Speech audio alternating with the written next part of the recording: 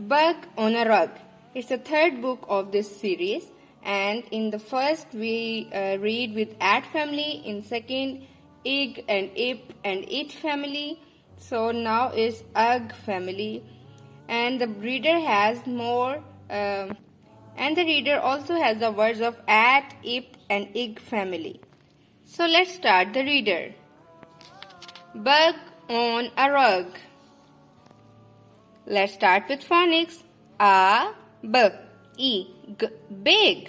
B, A, G, bug. A big bug. A big, A, G, rug.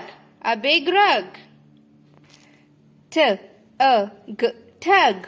The, A, G, tug the rug. S, E, T, sit on the G, rug. Tug the rug, sit on the rug. G, hug the bug on top of the rug. Hug the bug on top of the rug. Hug the bug but not on top of the rug. The bug had a mug of milk.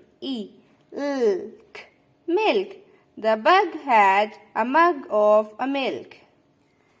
The bug had a mug of milk on top of the rug.